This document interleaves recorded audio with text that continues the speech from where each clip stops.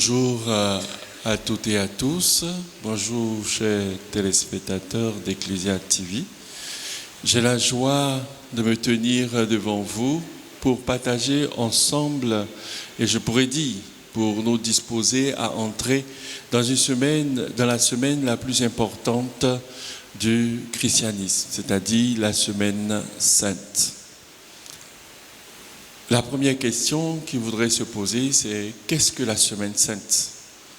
Et quelle est la particularité de cette semaine sainte? Alors, d'avance, il faudrait savoir que la semaine sainte n'est pas une semaine, je pourrais dire, extraordinaire dans son nombre. Ce n'est pas une semaine où il y aurait un jour de plus.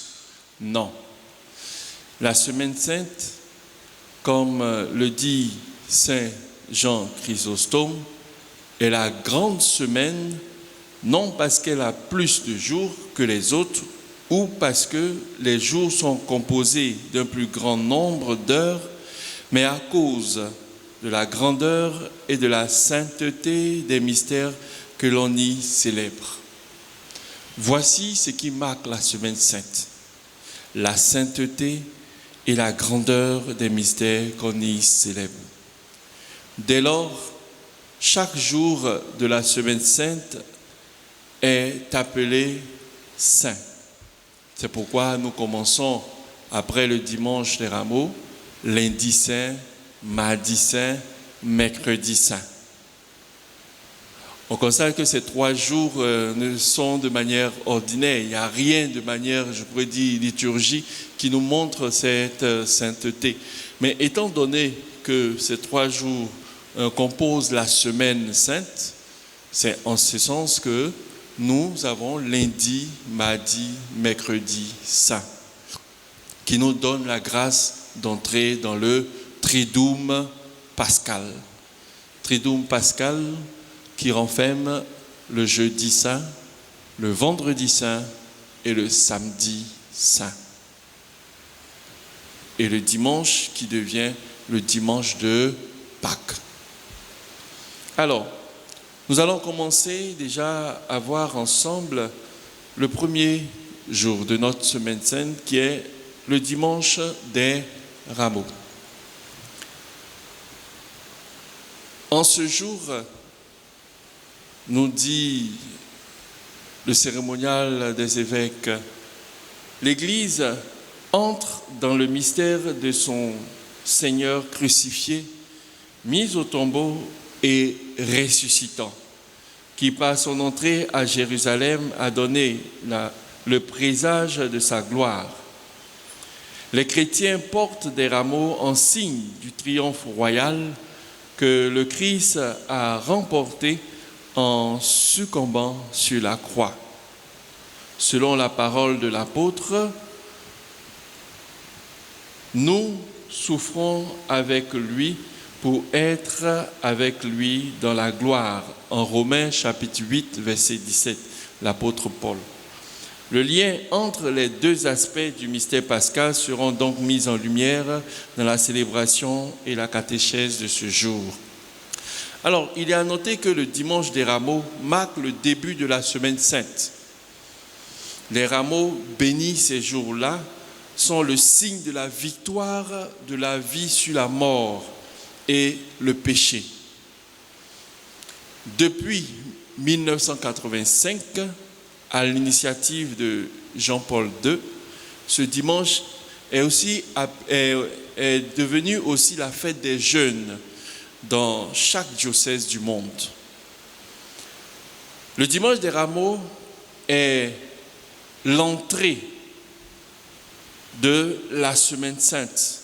Elle nous donne la grâce d'entrer dans la semaine sainte. Je pourrais dire en résumé, que le dimanche des Rameaux est un peu l'introduction de ce que nous allons vivre pendant la semaine sainte.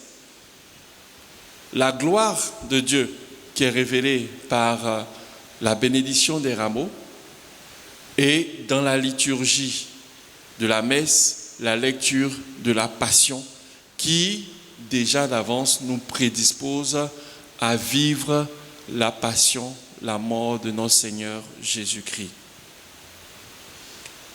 Aujourd'hui encore, la bénédiction des rameaux attire les fidèles en nombre, comme au temps de Jésus. À son entrée à Jérusalem, monté sur un petit âne, marchant sur les manteaux étendus par la foule. Chaque année, l'évangile de l'entrée triomphale de Jésus à Jérusalem donne tout son sens à la bénédiction des rameaux. Nous revivons les moments où la foule accueille Jésus dans la cité de David comme un roi, comme le Messie, attendu depuis plusieurs siècles. Il acclame Jésus aux accents de « Béni soit celui qui vient au nom du Seigneur » et de « Hosanna » de l'hébreu. Cela signifie littéralement « sauve donc ». Hosanna, qui signifie « sauve donc ». Et c'est devenu un cri de triomphe, mais aussi de joie et de confiance. Donc Jésus est un roi, mais un roi de paix, un roi d'humilité, un roi d'amour. C'est sur un ânon, une monture modeste, une bête de somme que Jésus se présente donc à la foule. Zacharie l'avait annoncé en Zacharie chapitre 9, verset 9, qui nous cite « Voici que ton roi vient à toi. Il est juste et victorieux, humble, monté sur un âne, sur un ânon, sur le petit d'une ânesse. » Fin de citation. Les gens étendent leur manteau sur son passage, le couvrent de palmes comme le rapporte Matthieu. Dans la foule, la plupart étendirent leurs manteaux sur le chemin, d'autres coupaient les branches aux arbres et en jonchaient la route. Matthieu chapitre 21, verset 8. Aujourd'hui encore, la bénédiction des rameaux demande la présence de tous et ça attire les foules. Et nous constatons même dans nos différentes paroisses que c'est ce jour-là que les anciens chrétiens reviennent à l'église. Avec un public parfois inhabituel, séduit par ces palmes et ces rameaux d'olive. On a aussi des rameaux de buis, des rameaux de laurier qu'on puisse également utiliser, que l'on peut conserver chez soi jusqu'à l'année suivante, symbole de la vie et de la résurrection. Le rameau est pourtant bien plus qu'un porte-bonheur. Il est placé dans les maisons où il honore les crucifixes. C'est faire entrer Jésus ressuscité dans nos maisons. Lorsque nous portons les rameaux ce jour-là et que nous finissons la célébration et que nous allons à la maison, nous ne devons pas jeter les rameaux comme si, on a fini de fêter rameaux, donc voilà. Non, il doit avoir sa place aussi dans la maison parce que par sa bénédiction, c'est le Christ qui entre dans notre maison. Ces rameaux que l'on prend dans ses mains pour acclamer la croix du Christ sont parfois aussi posés sur les tombes et revêtent alors une signification funéraire.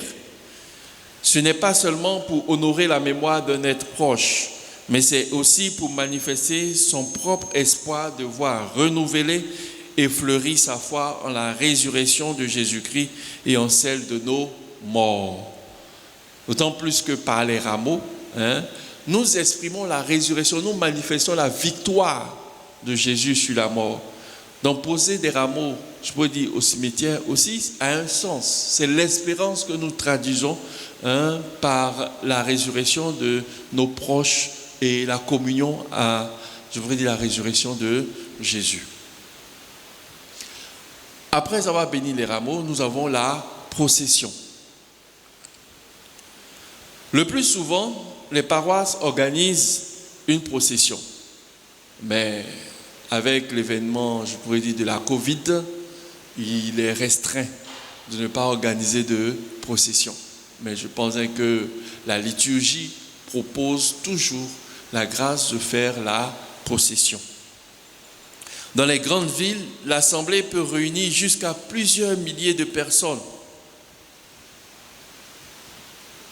Des témoignages révèlent que Jérusalem célébrait déjà l'entrée triomphale de Jésus dans la ville au IVe siècle.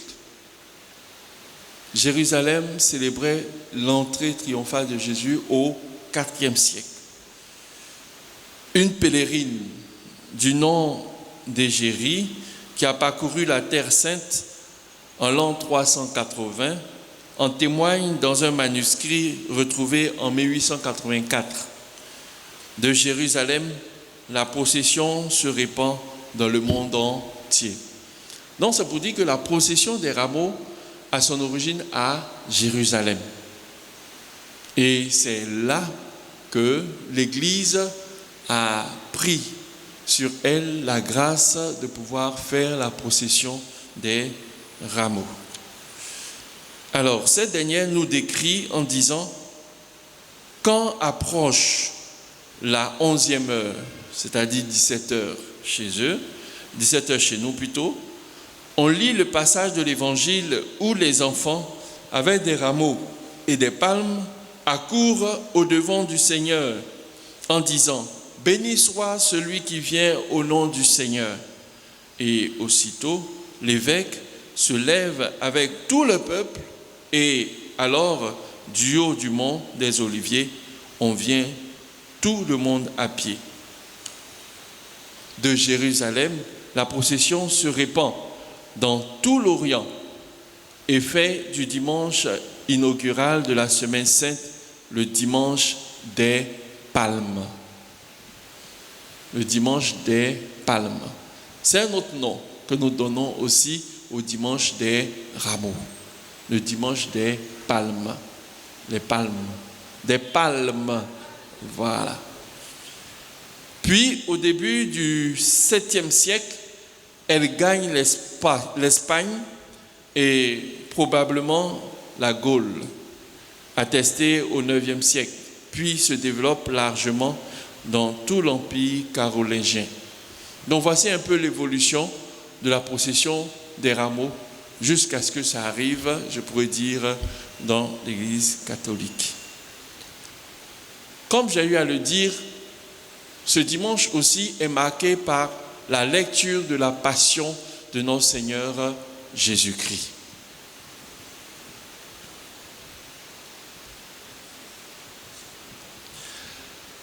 À Rome, au 5e siècle, on lisait uniquement le récit de la Passion.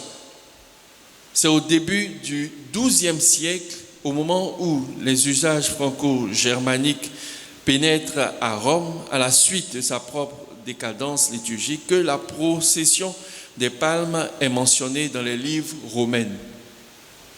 La célébration exceptionnelle que propose l'Église catholique le dimanche des rameaux renvoie à plusieurs textes de l'Ancien Testament et du Nouveau, qui font entrer progressivement le croyant dans la célébration du mystère pascal de Jésus-Christ. J'ai eu à le dire tout à l'heure, que le dimanche des rameaux est considéré comme l'introduction de la semaine sainte. Voilà. Donc, les textes déjà nous font entrer dans, je pourrais dire, nous font entrer dans une méditation au mystère pascal de Jésus-Christ. Durant la messe, les différentes lectures et l'évangile de la Passion sur les souffrances et les supplices qui ont précédé et accompagné la mort du Christ introduisent le croyant à la semaine sainte et à ces différentes étapes éclairées par la lumière de Pâques qui approche. D'abord, la première lecture qui est tirée du prophète Isaïe, du livre d'Isaïe, enseigne que le serviteur de Dieu accepte ses souffrances. Et je cite en Isaïe, chapitre 50, versets 4 à 7, « Je n'ai pas protégé mon visage des outrages et des crachats. Le Seigneur vient à mon secours, C'est pourquoi je ne suis pas atteint par les outrages. C'est pourquoi j'ai rendu mon visage dur comme la pierre. Je sais que je ne serai pas confondu. C'est ce que nous lisons en Isaïe chapitre 50. La deuxième lecture, Saint Paul explique que Jésus, Christ et Seigneur de condition divine, n'a pas retenu le rang qu'il égalait à Dieu. En Philippiens chapitre 2, versets 6 à 11, et je cite, « Mais au contraire, il se dépouilla lui-même en prenant la condition de serviteur. C'est pourquoi Dieu l'a élevé au-dessus de tout. » Fin de citation. Et entre ces deux lectures, c'est égal le psaume 21 que le Seigneur a prié sur la croix et qui est une interrogation profonde sur le mystère de son délaissement. Mon Dieu, pourquoi m'as-tu abandonné? Tous ceux qui me voient me bafouent, ils ricanent et hochent la tête. Il comptait sur le Seigneur qui le délivre, qui le sauve, puisqu'il est son ami. Mais à cet appel angoissé, ne reste pas sans réponse, puisque le psaume se termine par ceci. « Mais tu m'as répondu, et je proclame ton nom devant mes frères, je te loue en pleine assemblée. Vous qui le craignez, louez le Seigneur. » Ensuite vient le récit de la Passion, qui se fait à plusieurs voix. La voix du prêtre ou du diacre incarne alors la personne de Jésus. Jésus sait que son triomphe a provoqué la jalousie et la fureur des prêtres qui ont décidé de le faire mourir. Au cours du dernier repas avec ses disciples, la scène, il institue l'Eucharistie. Il fait offrande de son corps et de son sang comme vraie nourriture et vraie boisson, qui donne la vie éternelle, anticipant ainsi par ce geste le sens profond de son prochain sacrifice, sa mort sur la croix. Prenez, ceci est mon corps, prenez, ceci est mon sang, le sang de l'alliance répandu pour la multitude, rapporte l'évangile de Marc, chapitre 14, versets 22 à 24. Puis Jésus emmène ses disciples au mont des Oliviers. Il les avertit de ce qu'il va endurer. Ceux-ci lui promettent un soutien indéfectible. Mais au cours de la nuit, dans le domaine de Gethsémani, Jésus est abandonné de ses mêmes disciples qui succombent au sommeil. Il leur avait pourtant recommandé d'attendre et de veiller. Le temps qu'il prie son Père un peu plus loin, après leur avoir expliqué que son âme est triste à en mourir. Alors Judas, l'un des 12, arrive pour le trahir et le livrer aux autorités juives. Peu après, Pierre, apeuré, nie connaître Jésus, confirmant ce que ce dernier lui avait annoncé auparavant. « Amen, je te le dis, toi aujourd'hui, cette nuit même, avant que le coq chante 2 fois, tu m'auras renié 3 fois. » Jugé sommairement, Jésus est crucifié par les Romains. En chemin vers sa résurrection, il s'abaisse au plus bas. Après les chants de joie qui l'ont accueilli, ce sont des cris et des insultes qui l'accompagnent quand, portant sa croix, il sort de Jérusalem. Voici, je prédis un peu la liturgie du dimanche des Rameaux. Retenir, je veux dire pour simplifier, qui révèle la gloire, le mystère de la résurrection de Jésus, la victoire sur le péché et le mal, qui est représentée par quoi? Par la procession, par la bénédiction des rameaux, Et enfin, la passion de notre Seigneur Jésus-Christ qui nous fait entrer dans le mystère de la mort de notre Seigneur Jésus-Christ. Dans la Semaine Sainte, comme j'ai eu à le dire, nous avons d'autres célébrations. Parmi ces célébrations, nous pouvons citer la messe chrismale. Qu'est-ce que la messe chrismale?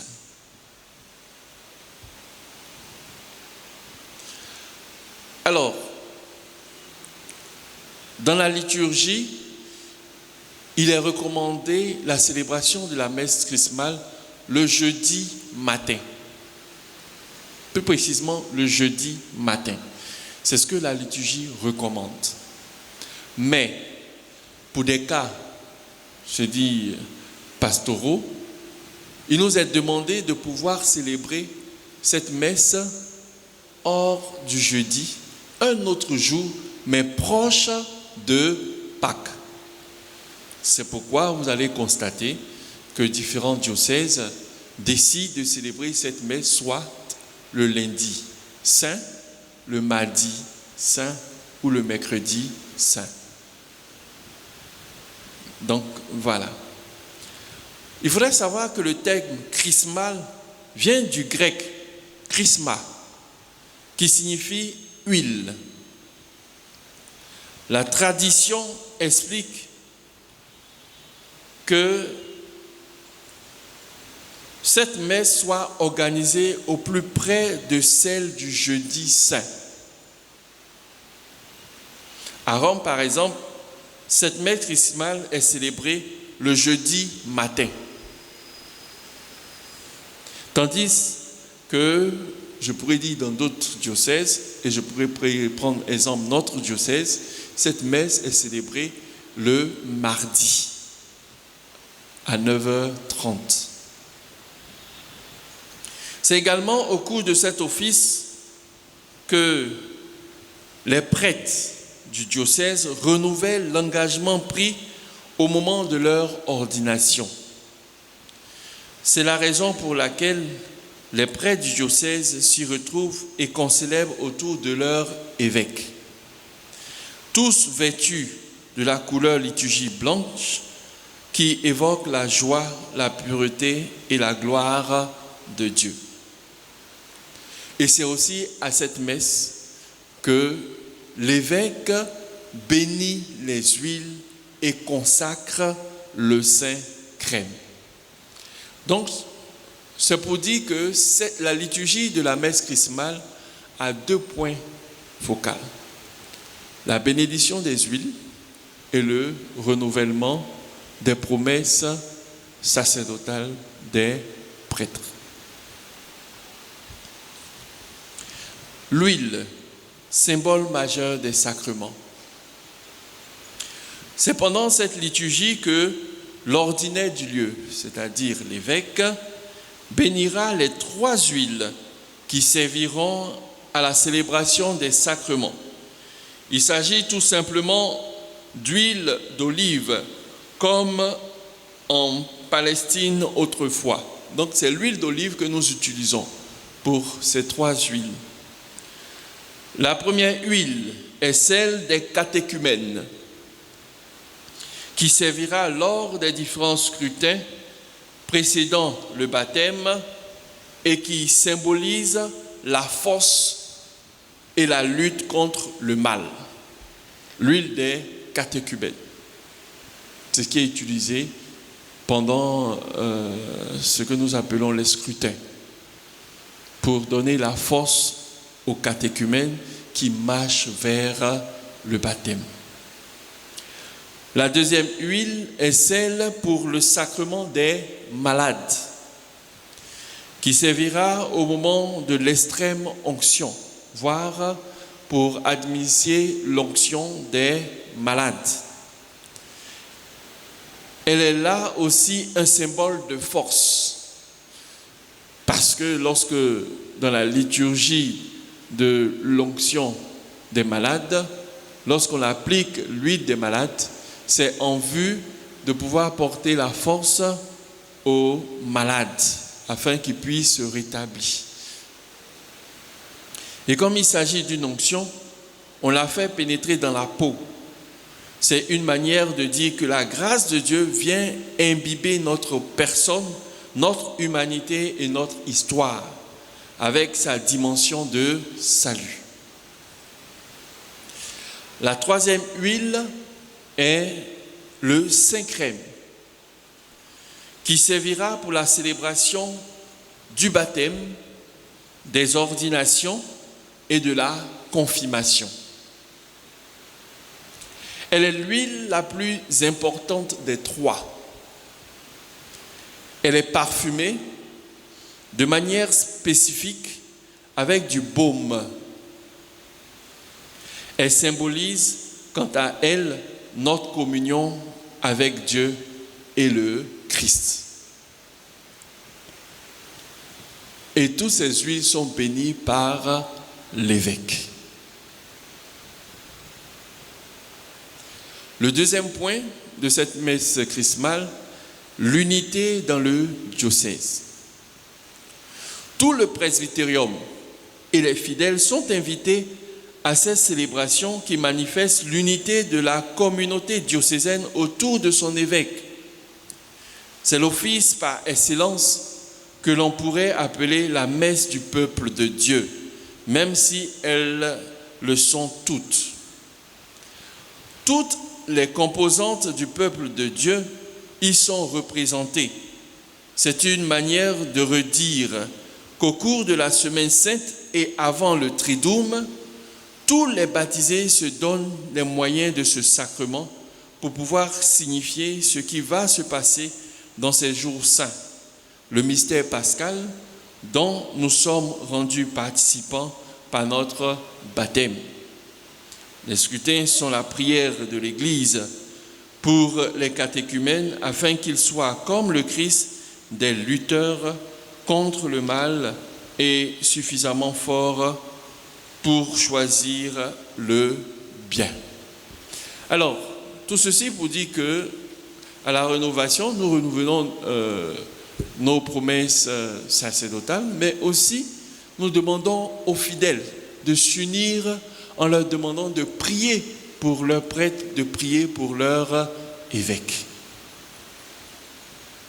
Et c'est ainsi que, par cette messe chrismale, je pourrais dire que c'est marqué par le fait que l'huile du Saint-Crème soit consacrée. Et c'est ainsi que nous célébrons cette messe chrismale. Voici, je pourrais dire, les deux principaux moments qui marquent cette messe chrismale. Ensuite, nous passons au Triduum pascal.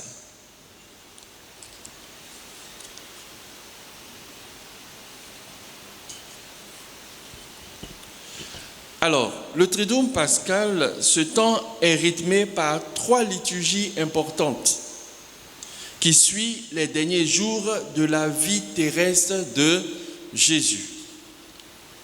Donc, c'est 3 jours qui nous sont donnés pour suivre les derniers instants de la vie terrestre de Jésus. Le jeudi saint. Le jeudi saint précédant Pâques, le jeudi précédent Pâques plutôt, on commémore la Sainte Soie, le dernier repas pris par le Christ avec ses apôtres. C'est un geste d'adieu, mais aussi de don de soi et la miséricorde de Dieu symbolisée par le lavement des pieds. 3 jours avant Pâques, le jeudi saint commémore la Cène, le dernier repas de Jésus avec ses disciples. Le jeudi matin précédant Pâques a lieu, comme j'ai eu à le dire précédemment, la messe chrismale qui réunit les prêtres d'un diocèse autour de leur évêque dans sa cathédrale. Pour les prêtres, c'est un jour de fête, celle de leur sacerdoce, puis qu'en disant « Fais ceci en mémoire de moi », au cours du repas qu'il partagea avec ses apôtres, ces derniers sont devenus les premiers prêtres. Donc, le jeudi saint est appelé aussi jour du sacerdoce, où nous sommes invités à célébrer nos prêtres, à célébrer le clergé. La première Eucharistie. Le mardi et la messe du soir du jeudi saint annonce la fin du carême. La messe du soir du jeudi saint annonce la fin du carême. Tous les chrétiens sont invités à participer à cette cérémonie qui rappelle le jour où Jésus institua l'Eucharistie. Le Seigneur Jésus, dans la nuit où il fut livré, prit du pain, dit l'épître aux Corinthiens, en bénissant le pain et le vin pour la première fois, Jésus fait don de sa personne et rend grâce, signification mot Eucharistie en grec. C'est-à-dire, Eucharistie signifie rendre grâce. Et pour insister sur la miséricorde de Dieu venue à nous sous la forme humaine du Christ, ce dernier procède au lavement des pieds de ses disciples, montrant par ce geste fort l'importance de la charité. Amen, amen, je vous le dis, en Jean chapitre 13, versets 16 à 17, un serviteur n'est pas plus grand que son maître, ni un envoyé plus grand que celui qui l'envoie. Sachant cela, heureux êtes-vous si vous le faites. Donc, à cette messe, il y a l'institution de l'Eucharistie, mais il y a aussi le geste du lavement des pieds, qui est un symbole fort, un symbole d'amour, au sens où Dieu s'abaisse et se rend proche de son humanité afin de pouvoir lui communiquer son amour. Et cet amour, c'est un amour de miséricorde. Les rites du jeudi saint. C'est avec la messe du soir du jeudi saint que commence le Triduum pascal, ce temps de 3 jours qui englobe les fêtes de Pâques. Et puisque tout commence le jeudi saint, le tabernacle est forcément vide après la messe. Pour célébrer cette grande fête, les célébrants revêtent des vêtements blancs. Les cloches sonnent une dernière fois lors du Gloria avant de se taire jusqu'au dimanche de Pâques pour commémorer la mort du Christ. Et je prédis jusqu'à la veillée pascale lors du chant du Gloria qui annonce la Pâques. De nombreuses paroisses reprennent le rite du lavement des pieds, symbolisant le service et la charité du Christ, qui n'est pas venu pour être servi, mais pour servir. Matthieu chapitre 20, verset 28. Tandis que les fidèles chantent des hymnes de la charité. Dans de nombreuses églises, une veillée d'adoration et de prière suit la messe du jeudi saint, afin de méditer en silence sur l'agonie de Jésus dans la solitude du jardin des Oliviers à Gethsémani, pour répondre à son appel, venez et priez. Donc, le jeudi saint est marqué par 3 choses. L'Eucharistie, qui est, je pourrais dire, instituée par le Christ et qui fait de ses disciples des prêtres pour perpétuer ce sacrifice. Et c'est ce sacrifice que nous continuons avec la messe. Ensuite, il y a le lavement des pieds qui symbolise l'humilité du Christ qui se rend serviteur. Lui, de condition divine, se rend serviteur. Et il désire que chacun de nous, nous soyons des serviteurs les uns envers les autres. Et troisièmement, il y a l'adoration qui nous demande de vivre intensément l'intimité avec le Christ qui nous permet de le rejoindre à Gethsémani pour que nous puissions vivre l'agonie de notre Seigneur Jésus-Christ.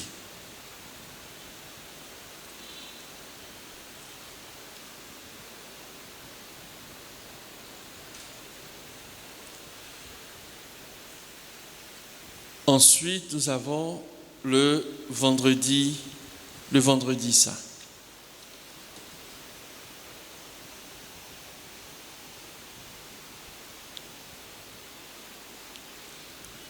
Le vendredi saint, le Christ meurt sur la croix. C'est le jour le plus triste et le plus sombre de la chrétienté. Trahi par Judas et abandonné par Pierre, le Christ est arrêté et monte au calvaire chargé de sa croix.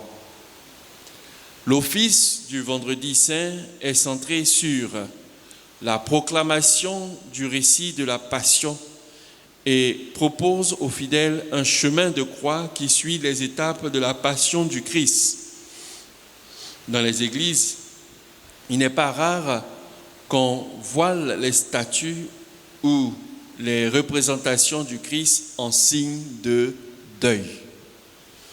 Donc lorsque nous voilons les statues, c'est, je peux dire, symbolique de deuil. Si vous constatez, lorsqu'une maison appartient à une personne qui est morte, on a tendance à aller couvrir tous les effets dans la maison, les meubles, tout ça en couvre de drap, pour montrer que voilà, que la maison, je pourrais dire, il n'y a plus personne et que la personne est décédée. C'est un peu ce symbolisme lorsque nous couvrons les statues, lorsque nous couvrons les croix. Il faudrait savoir que la liturgie du vendredi saint est marquée par, d'abord au début, la grande prostration, je pourrais dire l'adoration, où nous commençons déjà en silence. Depuis, je pourrais dire, le jeudi à minuit, nous sommes entrés dans un silence de méditation, un silence qui nous donne de rejoindre la passion de notre Seigneur Jésus-Christ. Et c'est ce silence-là que nous vivons lorsque nous commençons la célébration de cette passion le vendredi saint.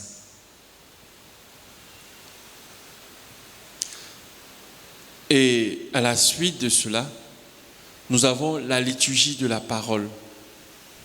Cette liturgie encore qui retrace toute la passion, la mort de notre Seigneur Jésus-Christ.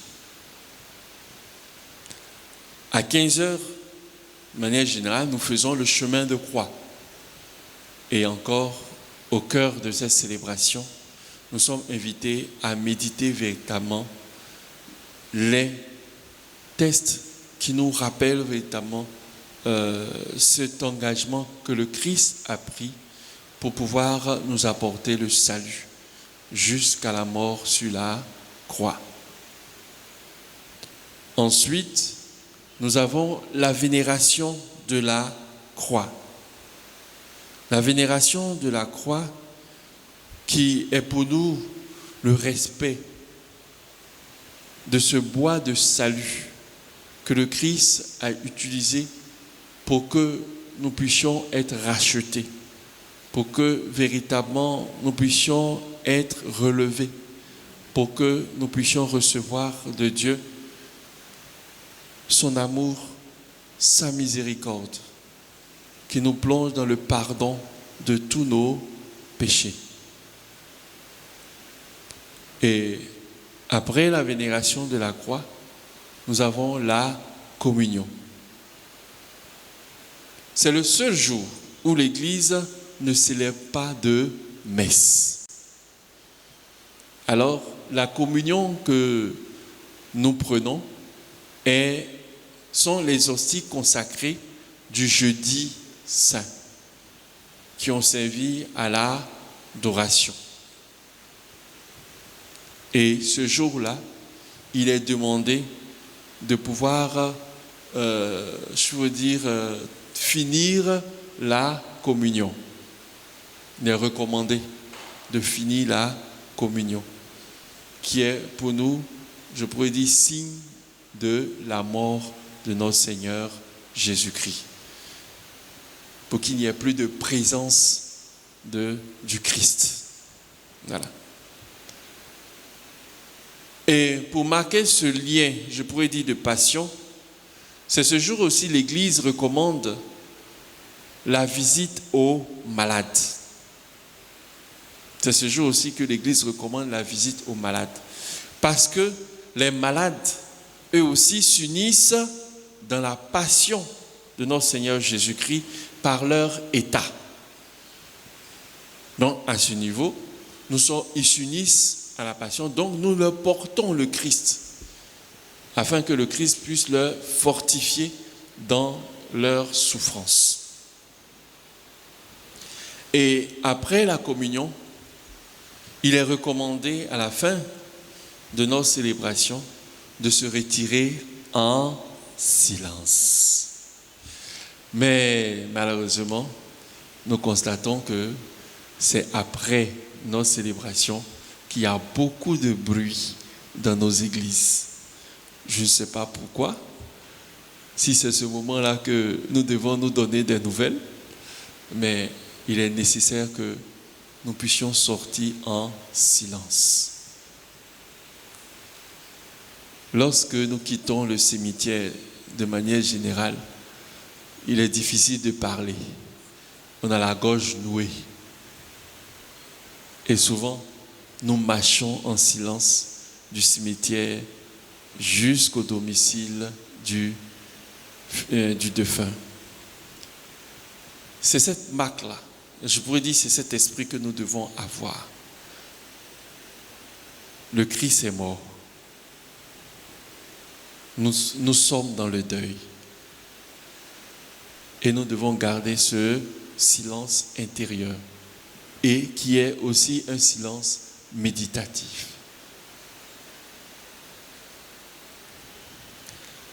Ensuite, nous venons la journée du samedi.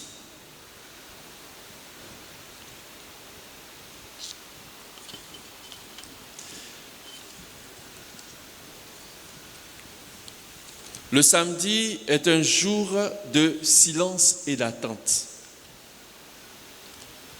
C'est un jour de silence et d'attente. On ne célèbre ni baptême, ni mariage ce jour-là. Je pourrais dire le matin. Parce que généralement, sur nos paroisses, ce sont les samedis que nous choisissons pour célébrer les baptêmes ou célébrer les mariages. Non. Ce jour-là, il n'y a aucun sacrement qui doit être célébré le matin. La célébration de la résurrection commence le samedi soir, à la veillée pascale.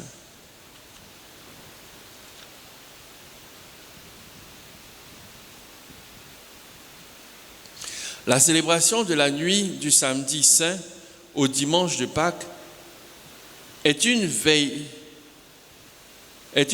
en l'honneur du Seigneur, durant laquelle les catholiques célèbrent Pâques, passage des ténèbres à la lumière, victoire du Christ sur la mort. C'est pourquoi, dans la nuit, le feu et le siège de Pâques sont allumés, puis la flamme est transmise aux fidèles. C'est à cette nuit-là que nous commençons tous dans l'obscurité. Alors, il est nécessaire aussi qu'en ce moment, nous puissions préparer notre Église à la célébration de la veillée pascale. À ce niveau, tout refleurit, tout devient beau, tout devient éclatant. Maintenant, nous allons voir la liturgie de ce jour. La première partie, c'est la liturgie de la lumière.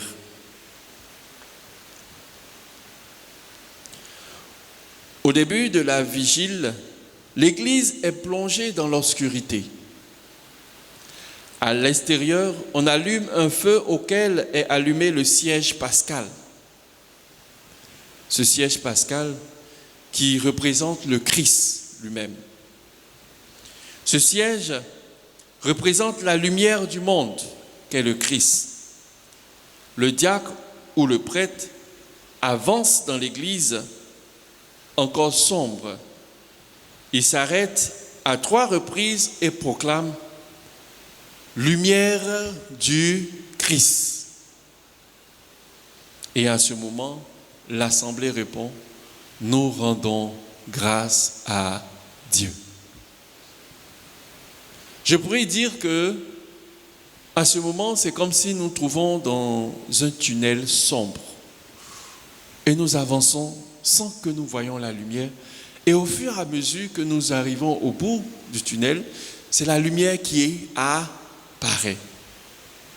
Et c'est cette lumière qui apparaît et qui vient vers nous, est représentée par le Christ, le siège pascal, qui entre dans l'Église pour illuminer toute personne ayant une bougie. À ce niveau, tous nous sommes invités à voir notre bougie, notre siège. Ce n'est pas réservé seulement aux baptisés ou aux ceux qui ont reçu le baptême. Non, c'est tous. Même les non-baptisés qui viennent participer à la liturgie doivent avoir leur bougie. Au moment où il arrive dans le chœur, toute l'Église est éclairée par les bougies de l'Assemblée qui ont été allumées à la flamme du siège pascal.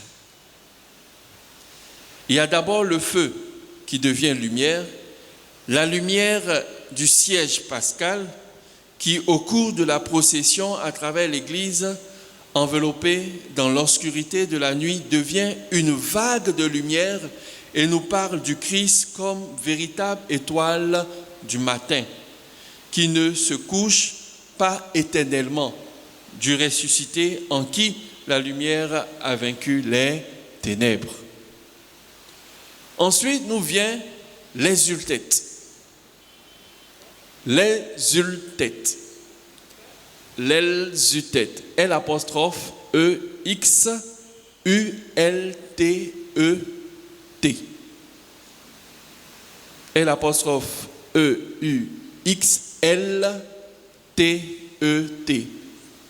L'exultète. Alors, ça vient du mot latin exultare, qui signifie exulter de joie. Voilà, c'est tout. Exulter de joie. Voilà.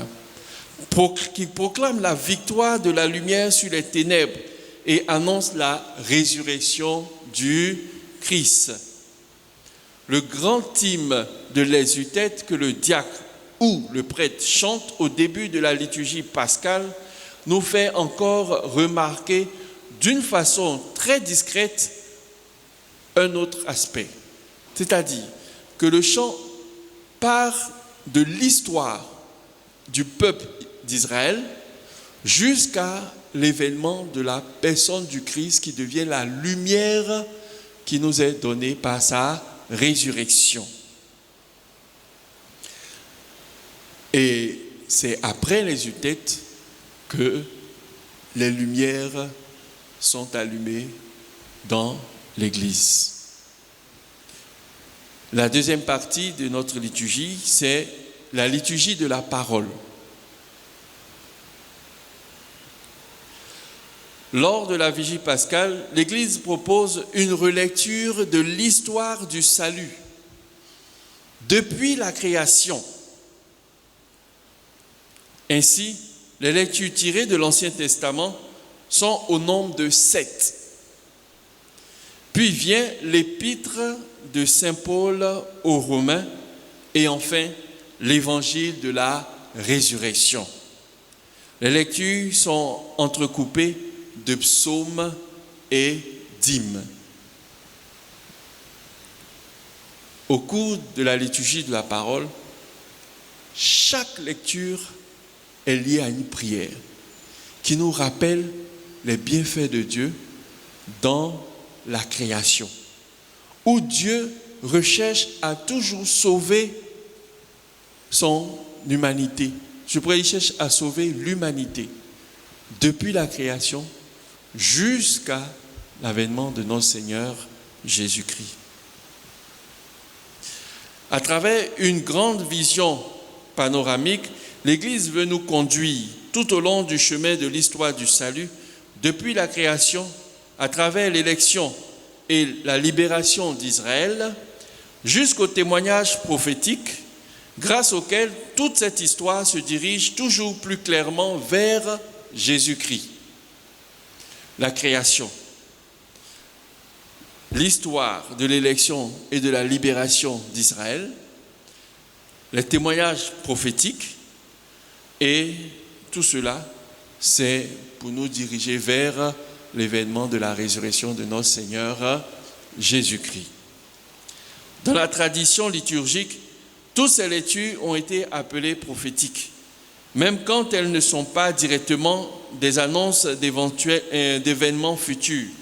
Elles ont un caractère prophétique, elles nous montrent le fondement profond de l'orientation de l'histoire. Elles font en sorte que la création et l'histoire laissent transparaître l'essentiel. Ainsi, elles nous prennent par la main et nous conduisent vers le Christ. Elles nous montrent la vraie lumière. Voilà un peu ce que représente la liturgie dans la veillée pascale. C'est une liturgie qui nous conduit vers la vraie lumière qu'est le Christ. La troisième partie, qui est la liturgie baptismale. C'est ce jour, comme je le dis, que tout renaît. Et c'est ce jour également que nous accueillons de nouvelles personnes au sein de notre famille, la grande famille de Dieu, par le baptême. Et c'est là aussi que naissent les sacrements. À ce niveau, il est important de signaler que la liturgie baptismale la liturgie baptismale commence par la litanie des saints, par laquelle le peuple invoque l'aide de l'Église du ciel. Ensuite, les catéchumènes proclament leur foi et reçoivent le sacrement du baptême. Et s'il y a lieu, le sacrement de confirmation et voire même le sacrement de mariage. Puis, c'est au tour de l'Assemblée de renouveler les promesses de son baptême. D'autant plus que nous disons que le baptême nous donne la grâce de mourir au péché et de ressusciter avec le Christ. Donc le renouvellement de nos promesses baptismales, est pour nous l'occasion de pouvoir naître au péché et de pouvoir mourir au péché, où nous renonçons à Satan, et naître au Christ, où nous affirmons notre foi en Dieu. Et ensuite, nous recevons l'aspersion qui nous rappelle notre baptême. Le baptême, en effet, est plus qu'un bain, plus qu'une purification. Il est plus que l'entrée dans une communauté. Il est une nouvelle naissance. Un nouveau commencement de la vie. Le passage de la lettre aux Romains que nous venons d'entendre dit avec des paroles mystérieuses que dans le baptême, nous avons été unis dans une mort semblable à celle du Christ. Dans le baptême, nous nous donnons au Christ, il nous assume en lui afin que nous ne vivons plus pour nous-mêmes, mais grâce à lui, avec lui et en lui, afin que nous vivons avec lui et ainsi pour les autres. Donc, tout ceci pour comprendre que notre troisième étape est pour nous l'occasion de renouveler notre personnalité, je pourrais dire spirituelle, à travers l'accueil et à travers la foi que nous professons, la foi à la mort et à la résurrection de notre Seigneur Jésus-Christ. La quatrième partie, c'est la liturgie de l'Eucharistie. La liturgie de la veillée pascale cumule dans la célébration de la Sainte Eucharistie. Les catéchumènes, désormais appelés néophytes, communient pour la première fois. Comme jour de l'assemblée liturgique, il est le jour de la rencontre avec Dieu par Jésus-Christ qui, le premier jour, le dimanche, a rencontré les siens en tant que ressuscité, après que ceux-ci eurent trouvé le tombeau vide. La structure de la semaine est maintenant renversée. Elle n'est plus dirigée vers le 7e jour de la semaine, elle vers le 7e jour pour y participer au repos de Dieu. Elle commence par le premier jour comme jour de rencontre avec le ressuscité. Qu'est-ce que je veux dire par là? Je veux dire,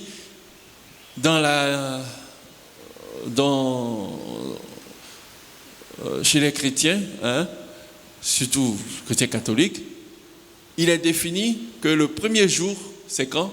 C'est dimanche et non lundi. Or, dans le social, le premier jour, c'est lundi et on va vers dimanche. C'est l'explication qui est donnée. C'est-à-dire, on ne parle plus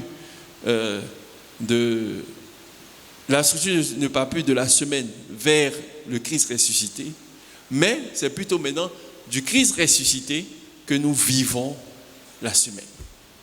Donc voilà.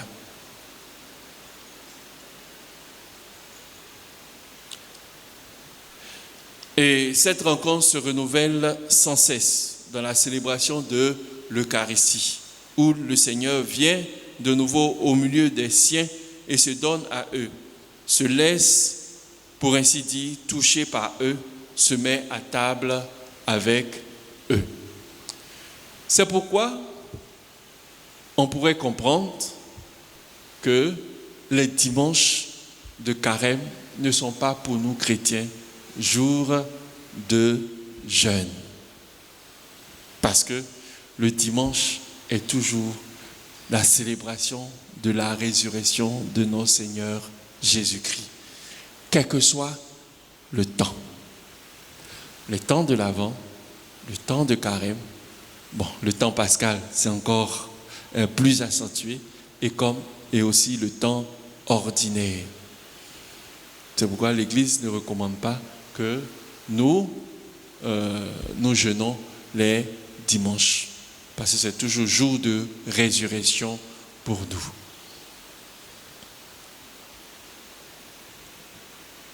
Ensuite, je pourrais dire avec la veille pascale, nous avons terminé notre semaine sainte et qui nous permet maintenant de vivre le jour glorieux qu'est le dimanche de Pâques.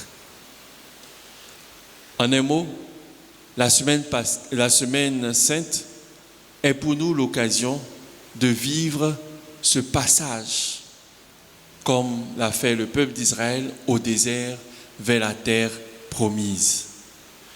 Ce passage qui nous donne la grâce de vivre la passion, la mort et qui nous donne la grâce d'entrer dans la résurrection de notre Seigneur Jésus-Christ. Par ce passage de la mort à la vie, le Christ a sauvé l'homme du péché et l'a appelé à la vie éternelle. La résurrection du Christ est l'accomplissement des promesses faites par Dieu à son peuple. C'est pourquoi la fête de Pâques est le sommet du calendrier liturgique chrétien. La fête de Pâques est le sommet du calendrier liturgique chrétien. Ce jour-là est marqué dans l'Église par la couleur blanche ou dorée, symbole de la joie. Calendrier liturgique chrétien. Et ce jour-là est marqué dans les églises par la couleur blanche ou dorée, symbole de la joie. Et c'est ce jour-là que la liturgie nous donne la grâce de pouvoir proclamer haut et fort, je pourrais dire l'Alléluia.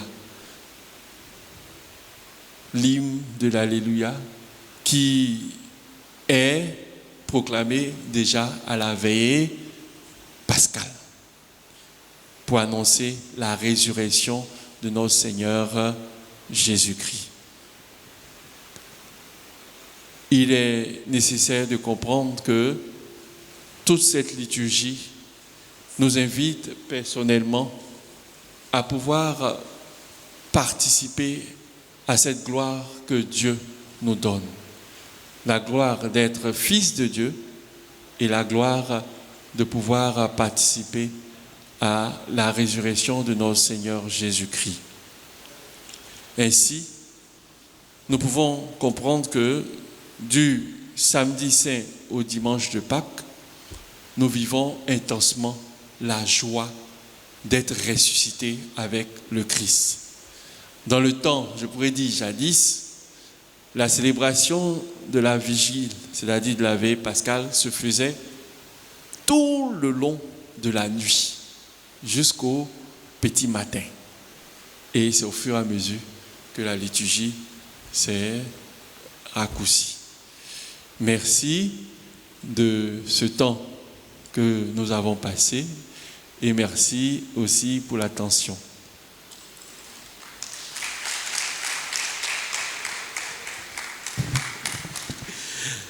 Nous disons merci au Père Paul pour cet exposé qui nous a permis de voyager tout en restant présents dans cette église.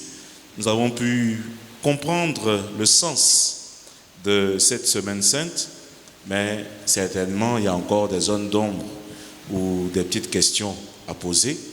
Et c'est ce que nous allons faire maintenant en prenant une série de 3 questions avant de pouvoir donner l'occasion au Père de nous répondre.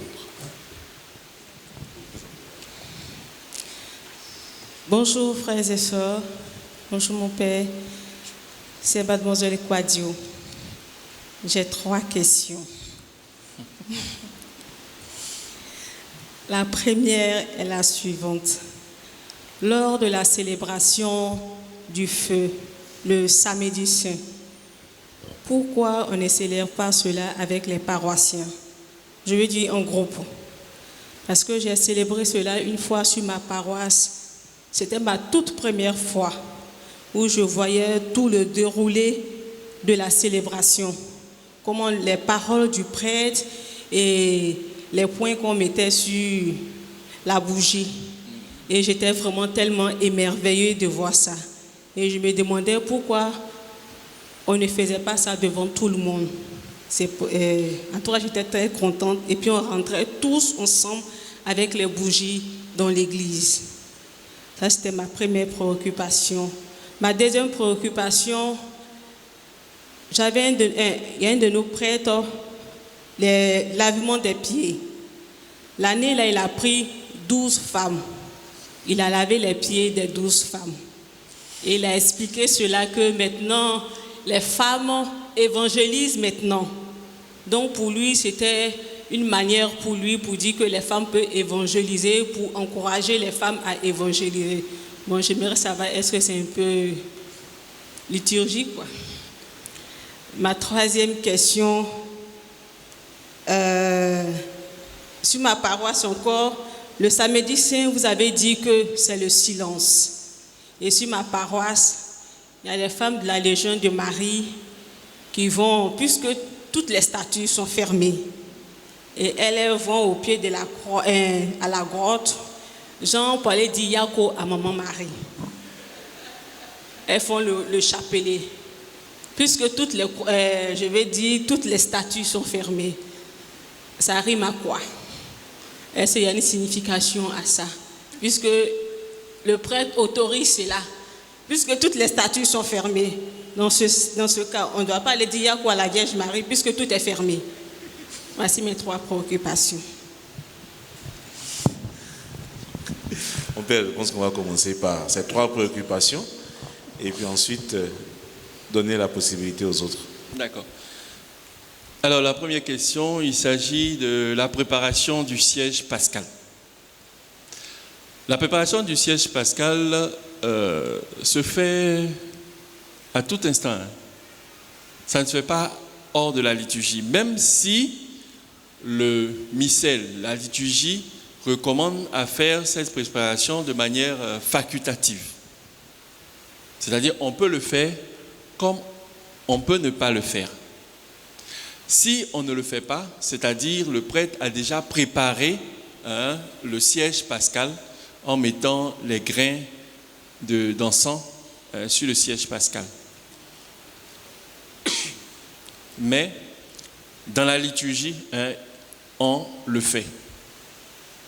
Donc, je ne sais pas, ou bien c'est le fait que les fidèles ne soient pas présents. Voilà. Au niveau de la liturgie, il nous donne 2 manières de célébrer l'entrée, l'ouverture de la veille pascale. La première manière où tous les chrétiens se retrouvent autour du feu et font la préparation du siège pascal. Et après la préparation du siège pascal et qu'on allume le siège pascal, on rentre en procession dans l'église.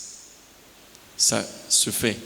Mais dans une paroisse où il y a autant de monde, il est recommandé que ce soit une minorité qui se retrouve autour du feu pour ces préparations de fête pascale. Et comme nous savons, les samedis saints, ça draine beaucoup de monde. Donc, imaginons, si l'esplanade n'est pas grande pour pouvoir faire cette préparation pascale, l'ouverture de siège pascal, on risque de se coincer et ça sera vite à voir. C'est pour cela qu'il est recommandé la 2e liturgie qui demande à ce que les fidèles restent dans l'église et quelques-uns, précisément les baptisés, sont autour du feu pour la préparation du siège pascal. Donc voilà, mais pourquoi? Lavement des pieds. Je pense que le pape, en son temps, a autorisé que maintenant nous pouvons laver les pieds des femmes. Au sens de voir que c'est l'humanité, en quelque sorte. Nous ne voyons pas le côté sexe, non, c'est l'humanité. Au sens où Dieu rejoint l'humanité dans sa petitesse pour qu'il puisse lui accorder le service. Donc voilà. Ok? C'est bon? Voilà. Le silence avec la Vierge Marie. Comme je l'ai dit, on voile toutes les statues en signe de deuil. Mais deuil par rapport à qui? Par rapport à Jésus. Donc, il est possible de faire le chapelet avec la Vierge Marie, puisque la Vierge Marie, elle est là. C'est elle qui est en deuil, non? Si on veut vraiment rentrer dans la logique. Et qu'est-ce qui s'est passé? Juste après la crucifixion, la Vierge Marie est retournée, je pourrais dire, chez elle, avec Jean à ses côtés. Donc, pour nous, faire le chapelet ce jour-là, c'est aussi demander la grâce de la Vierge Marie pour vivre ce temps d'attente. Parce que ce temps d'attente, on le fait aussi avec la Vierge Marie. Donc voilà. Merci, nous allons prendre 3 autres personnes. Ce serait bien avec un esprit de charité d'avoir 1, 2 questions, mais 3 questions en même temps. Merci, Père Paul. C'est Charlotte. J'ai 2 petites questions à vous poser. Vous avez dit que la messe du jeudi soir annonce la fin du carême. Et je tique un peu parce que le vendredi saint, donc dans ce cas, le vendredi saint, on ne gêne pas. Bon, ça c'est la première question. La deuxième, la vénération de la croix, je n'ai pas bien suivi, représente quoi pour le chrétien quand nous venons nous incliner devant cette croix? Merci, Padre. Merci.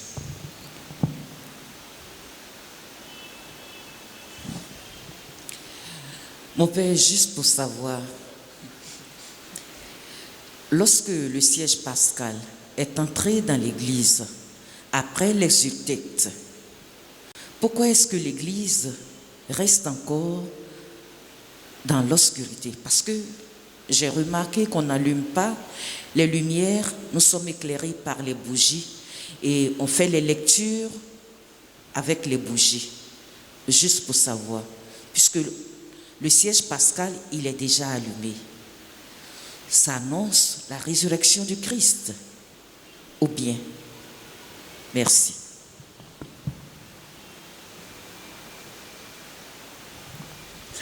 Bonjour mon Père. Ok. Pardon. Bonjour mon Père.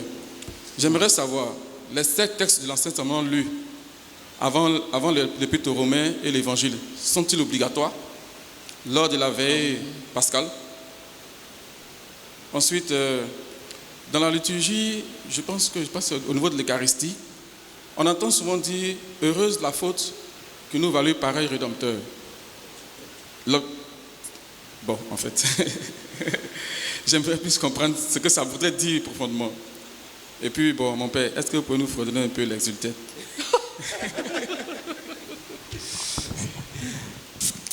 Nous allons tout à l'heure continuer les séries de questions, mais permettre au Père de pouvoir répondre. D'accord, merci. Alors, il faudrait que nous puissions faire la différence du temps de carême et du triduum pascal. Le triduum pascal ne fait pas partie du temps de carême. D'accord?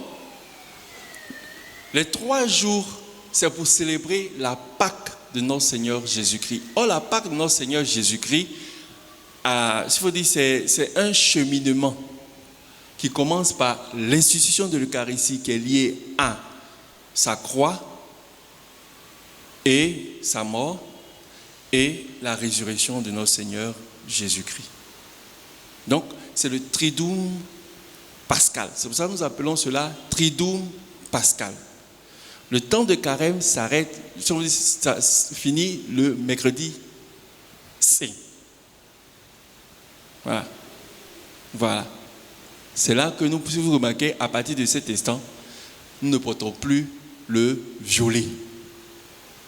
Nous commençons à porter le blanc le mardi, le rouge pour signifier le martyre de notre Seigneur Jésus-Christ et le blanc pour la résurrection. Voilà. Donc, il ne faudrait pas confondre. Le triduum pascal n'est pas dans le temps de carême. Non. Voilà. Le Triduum pascal, c'est comme je pourrais dire, c'est l'introduction pour entrer pour célébrer la Pâque. Voilà. Ok? Voilà. Alors, s'agissant de la croix, nous venons vénérer la croix en signe c'est-à-dire c'est le fait que ce bois, le Christ l'a utilisé pourquoi? Pour porter notre salut. Et c'est pourquoi le texte le dit si bien, voici le bois de la croix qui a porté le salut du monde. Le salut du monde, c'est qui? C'est notre Seigneur Jésus-Christ. Donc, c'est pour dire que la mort de notre Seigneur Jésus-Christ nous a valu quoi? Nous a valu de pouvoir être pardonnés de tous nos péchés. Nous a valu de recevoir le salut de la part de Dieu, d'être sauvés. Et donc, c'est le symbole de notre salut. C'est le symbole qui nous donne la grâce de savoir que, effectivement, grâce à la mort de notre Seigneur Jésus-Christ, nous sommes sauvés. Donc, c'est pour ça que nous vénérons l'acte que le Christ soit mort sur la croix. C'est pourquoi la vénération ne se fait pas avec une croix simple. C'est avec un crucifix. Ça ne se fait pas une croix simple. Non, c'est avec toujours un crucifix. Ça veut dire Jésus dessus. Voilà. Et c'est cette croix que nous vénérons.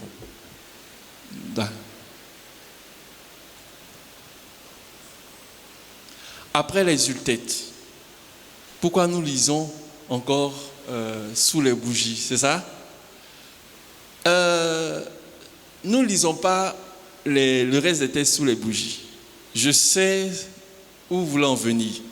Mais pour la beauté de la liturgie, il y a certaines paroisses, ou je pourrais dire, certaines paroisses, qui ont voulu associer l'éclairage de l'Église au texte de la création. Au texte de la création. Je m'explique.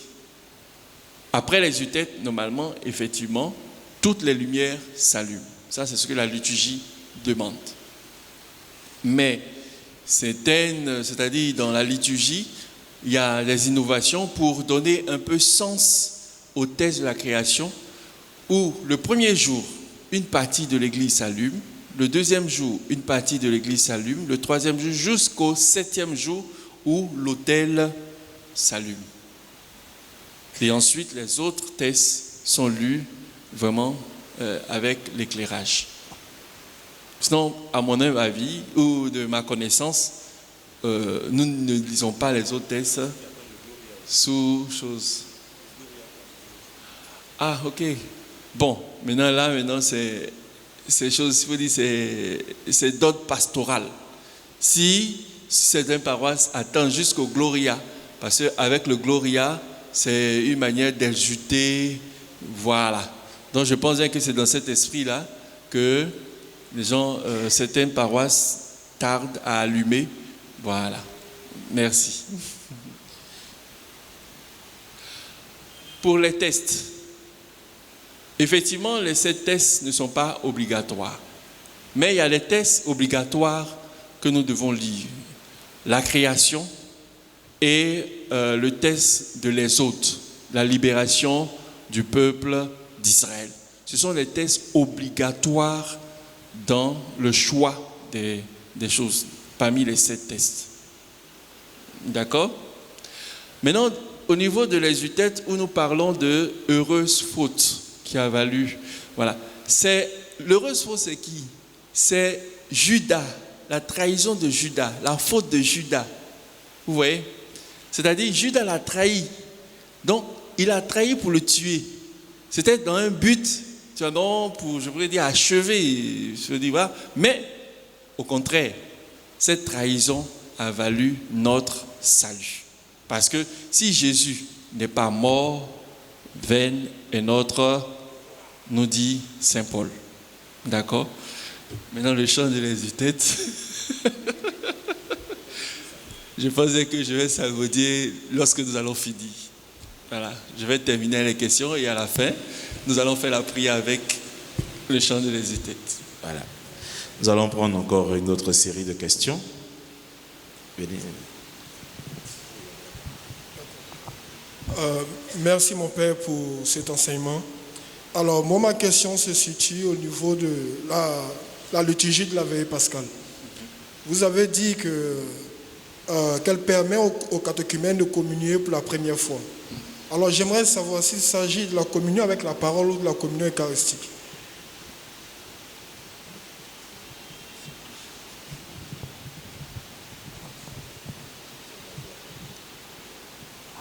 Bonjour mon Père, merci beaucoup pour les enseignements. Juste deux petites questions. Je reviens sur le vendredi saint. Dans votre enseignement, vous n'avez pas parlé du jeûne obligatoire. Je pense que ça fait partie de ce qu'on nous enseigne, que le mercredi des cendres et le vendredi saint sont les 2 jours de jeûne obligatoire. Donc j'aimerais juste avoir la confirmation. Et puis deuxièmement, nous à Saint-Jean, très souvent les samedis saints, le matin, on fait un chemin de croix à la Vierge Marie. Je voulais juste savoir si c'est liturgique ou bien c'est d'autres pastorales. Merci.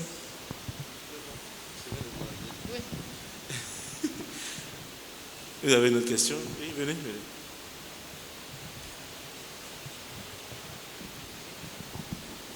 Bonjour mon Père, bonjour l'auditoire. Je vous remercie pour l'enseignement que vous venez de nous donner. Je connais un couple.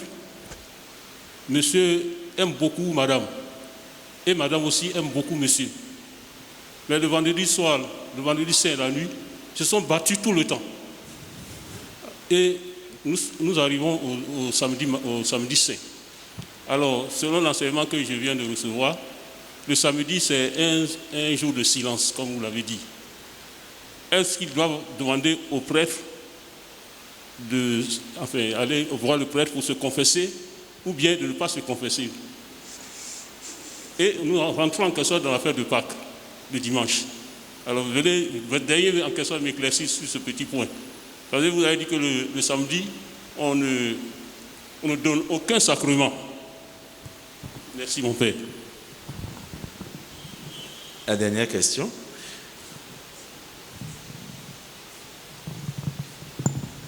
Merci, bonjour mon Père, bonjour à tous. Mon Père, je voudrais avoir un peu plus de précision sur l'abstinence du vendredi saint en ce qui concerne la consommation de la viande. Et puis, mon autre question va concerner le credo. Vous nous avez précisé tout à l'heure que le triduum est bien constitué de 3 jours. Ensuite, dans le credo, nous disons que Jésus ressuscite le 3e jour. Alors que si je prends, dans ma petite tête, quand je fais le calcul, il part vendredi saint et dès samedi soir, on parle de la résurrection. Donc, mathématiquement, ça ne fait pas 3 jours pour moi. Est-ce qu'on peut avoir un peu de précision sur ça? Merci, mon Père. Les catéchumènes communient la première fois. Maintenant, je parlais les néophytes.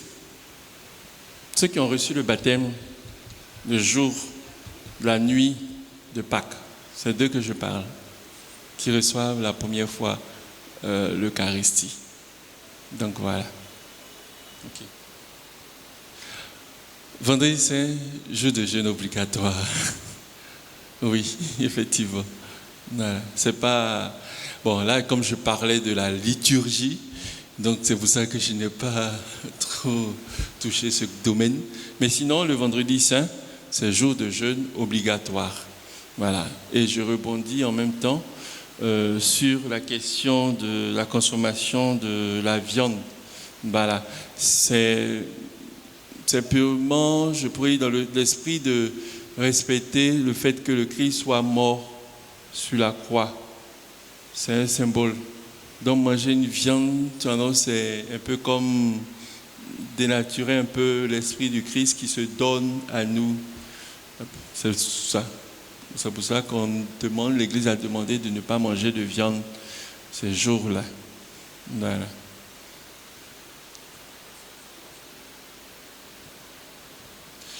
Au niveau du chemin de croix de la Vierge Marie, bon, personnellement, moi aussi, c'est la première fois que j'entends. Donc, c'est juste vous dire que c'est une piété populaire, c'est une piété. C'est une piété. Donc, vous pouvez organiser cela, vu, je pourrais dire, c'est le pasteur qui voit un peu, et puis, s'il veut toujours animer la flamme de la spiritualité des chrétiens, il peut instituer cette piété-là.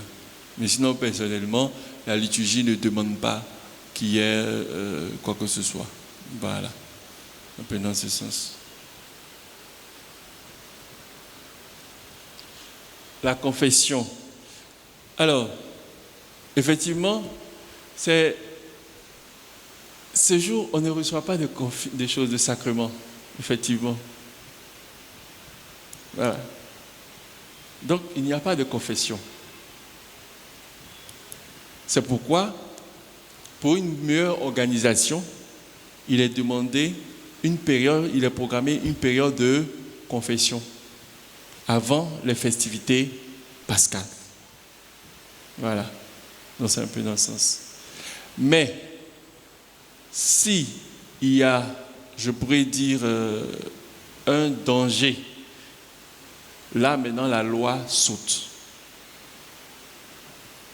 C'est-à-dire, je prends un exemple, si quelqu'un agonise sur son lit de mort et que le prêtre va à son chevet, il peut écouter ce dernier en confession. Parce que là, il y a un danger. Tu vois si vous pouvez comprendre. Voilà. Au niveau de l'Église, lorsqu'il y a un danger, toutes les lois sautent. C'est un peu dans ce sens. Voilà. Les 3 jours. Effectivement, lorsque nous comptons, ça fait, je pourrais dire, ça fait pratiquement 2 jours, si on veut voir, de manière ordinaire. Mais il ne faudrait pas compter à notre manière. Il faut compter à la manière juive. À la manière juive. Parce que à la manière juive, à partir de, c'est-à-dire le jour de vendredi compte 1. Vous voyez, de 15h à 15h. Vous voyez un peu, voilà, ça compte 1. Et c'est ainsi de suite. C'est pour ça que vous remarquez quand on dit la 11e heure, nous ici les 17 heures. Chez eux, ils parlent de 11e heure, mais nous ici les 17 heures. Donc c'est un peu dans le sens. Donc c'est les choses dans le calendrier juif que cela est compté jusqu'à 3 jours. Voilà. Et la résurrection de notre Seigneur Jésus-Christ est célébrée le dimanche, qui est le 3e jour. Donc ça fait vendredi 1, samedi 2, dimanche 3. Le 3e jour. D'accord? Pardon? Ne comptez pas. Oui. C'est ça, on dit, il est ressuscité le 3e jour. Attention. Il faudrait lire la Bible pour comprendre. On n'a pas dit qu'il est resté au tombeau pendant 3 jours. On dit qu'il est ressuscité le... Vous voyez donc? Vendredi 1, samedi 2, dimanche 3, 3e jour, il est ressuscité. Vous voyez donc? Voilà. C'est comme ça qu'il faut compter. Parce que si on veut rentrer dans les heures et autres, vraiment, on ne va pas s'en sortir. Voilà. Merci.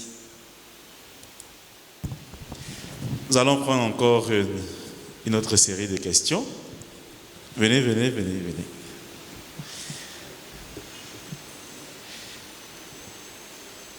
Je vois que les questions pleuvent. Voilà. Bonjour mon père.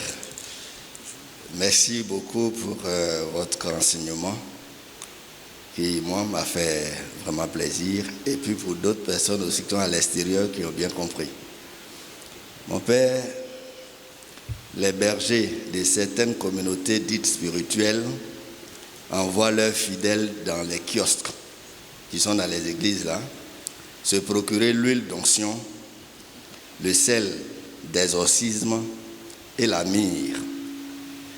Pouvez-vous nous en donner une exacte appréciation? C'est tout. Je reprends. Oui. J'ai dit, dans les kiosques, les gens qui viennent des autres communautés, des communautés dites vraiment spirituelles, engagées, leur demandent d'aller acheter les huiles d'onction, le sel d'exorcisme et puis la myrrhe. Vous nous avez donné un enseignement sur la messe chrismale où sont donnés aux prêtres les différentes sortes d'huiles que nous utilisons pendant nos sacrements. Maintenant, est-ce que vous pouvez nous dire quelque chose qui puisse nous donner une satisfaction? Parce que je me dis que dans cette assemblée-là aussi, il y a des personnes qui se posent la même question comme moi. Est-ce que c'est bon d'aller acheter l'huile d'onction, le sel d'exorcisme et puis la myrrhe sans passer par un prêtre ou bien sans passer dans l'église? Est-ce que c'est bon? Ou bien est-ce que c'est mauvais? C'est ça la question. C'est Coco Julien. Mon nom c'est Coco Julien. Une autre question? Ou bien tout le monde posait la même question que Julien? Je savais que cette question allait sortir ici. Quand je parlais des huiles. La seule, unique personne habilitée à bénir les huiles dans l'église catholique, c'est l'évêque. La seule personne habilitée à bénir les huiles dans l'église catholique, c'est l'évêque. Voilà. Le prêtre a la possibilité de bénir l'huile pour administrer l'onction des malades si il n'a pas cette huile sur lui. La liturgie même de l'onction des malades propose même une formule de bénédiction du prêtre pour le malade, pour administrer l'onction du malade. C'est là seulement que le prêtre a la possibilité de bénir l'huile. Mais sinon, toutes les huiles sont bénies par l'évêque. Donc, les soit d'huile onctionnée, huile quoi.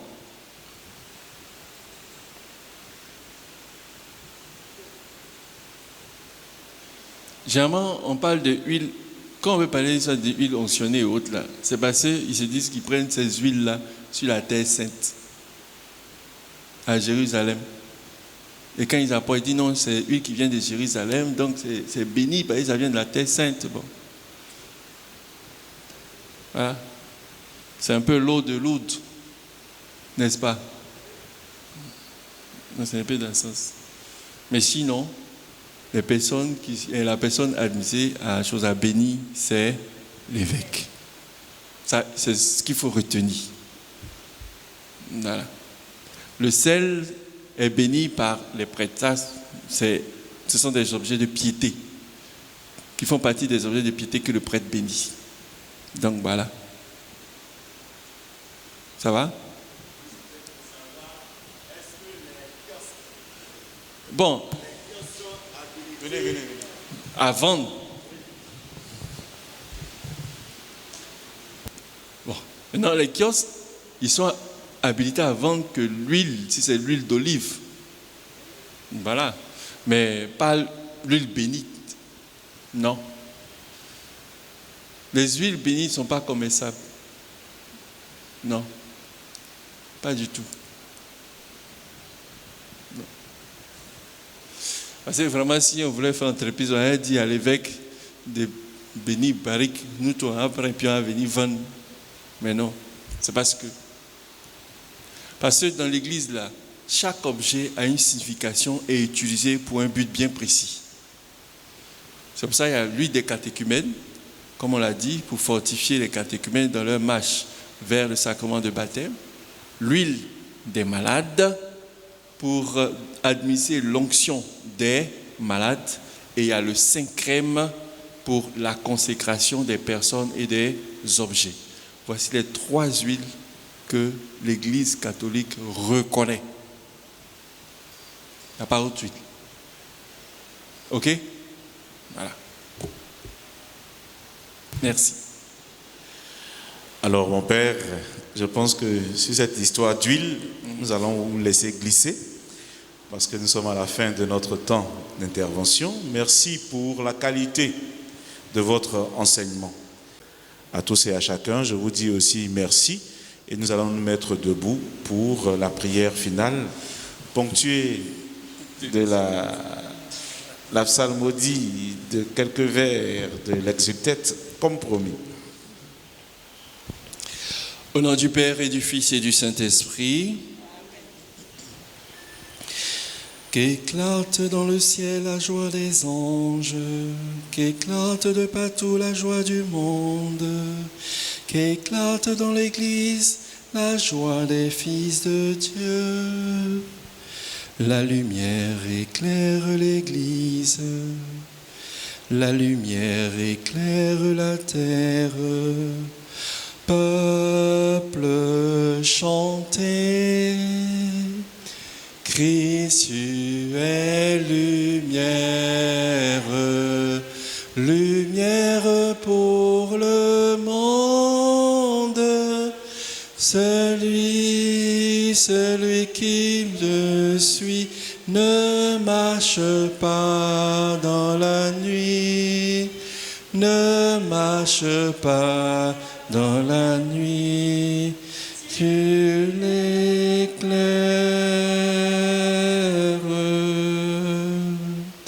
Voici pour tous les temps l'unique Pâque, voici pour Israël le grand passage, voici la longue marche vers la terre de liberté.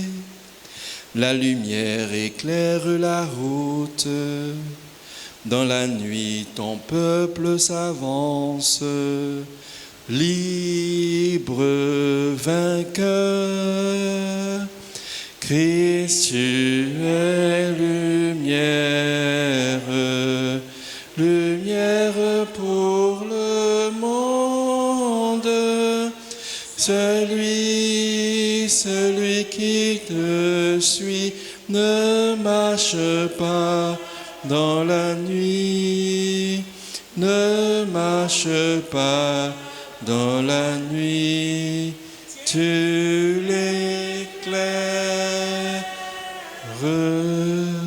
Merci Seigneur d'éclairer nos pas pour entrer en cette semaine sainte, pour que nous puissions vivre le fondement de notre foi, ta passion, ta mort et ta résurrection. Donne-nous ton Esprit Saint et que nous sachions, oui fort, être tes témoins, toi qui règnes pour les siècles des siècles. Le Seigneur soit avec vous. Que Dieu Tout-Puissant vous bénisse et vous garde, le Père et le Fils et le Saint-Esprit. Demeurons dans la paix du Christ. Nous rendons grâce à Dieu. Merci à vous toutes.